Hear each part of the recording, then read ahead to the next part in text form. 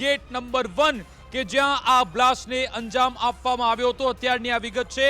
જેવો બ્લાસ્ટ થયો એની આસપાસની જે 9 કરતા પણ વધારે ગાડીઓ છે, રિક્ષા છે, એમાં પણ આગ લાગી હતી અને મૃત્યુઆંક 13 સુધી પહોંચી ગયો છે. અને આશંકા અમને એ છે કે કદાચ આ જે મૃત્યુઆંક છે વધી શકે છે. તમે જુઓ કે અહીંયા આવેલો છે લાલ કિલ્લો અને એના 500 મીટરના રેડિયસમાં જ અહીંયા બ્લાસ્ટ થઈ જાય છે અને એ બ્લાસ્ટને કારણે આખા દેશભરમાં ચર્ચાઓ થઈ રહી છે કે આખરે કેવી રીતે આ બ્લાસ્ટને અંજામ આપવામાં. તમે જુઓ કે જે વિસ્તારમાં દુનિયાભરની એજન્સી આવેલી હોય, દિલ્હી, કે જ્યાં દુનિયાભરની જે એજન્સીઓ છે ત્યાંની ઓફિસો કામ કરે છે અને દુનિયાભરના જે રાજદૂતો છે દિલ્હીમાં બેસતા હોય છે, એ જ દિલ્હીમાં આ બ્લાસ્ટને અંજામ આપવામાં આવ્યો.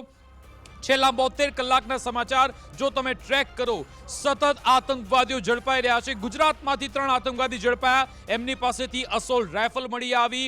300 કિલો RDX નો જથ્થો એમની પાસેથી મળી આવ્યો.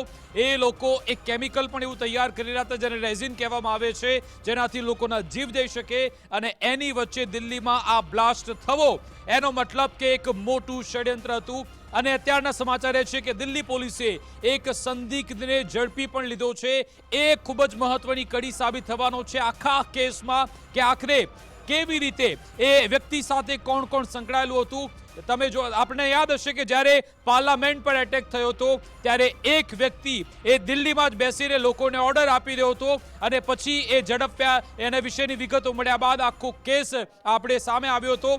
આ આખા સમાચારમાં કે જે કાર બ્લાસ્ટમાં અત્યાર સુધી કોઈએ જવાબદારી લીધી નથી. આપણે જોઈએ છે કે જ્યારે પણ આવા હુમલા થતા હોય છે, આવા ષડયંત્ર થતા હોય છે, કોઈ આતંકવાદી સંગઠન સામે આવે છે ને જવાબદારી લેતા હોય છે, મેસેજિંગ કરતા હોય છે, અત્યાર સુધી કોઈએ એવી જવાબદારી લીધી નથી. કોઈએ કહ્યું નથી કે શું થયું છે. પરંતુ આખો આ દિલ્હીનો area, metro station gate number 1 જ્યાં આ બ્લાસ્ટ થયો હતો, દેશની રાજધાની દિલ્હી જે ધણધણી ઉઠી છે અને એના પર અમારી સતત નજર છે. બ્લાસ્ટને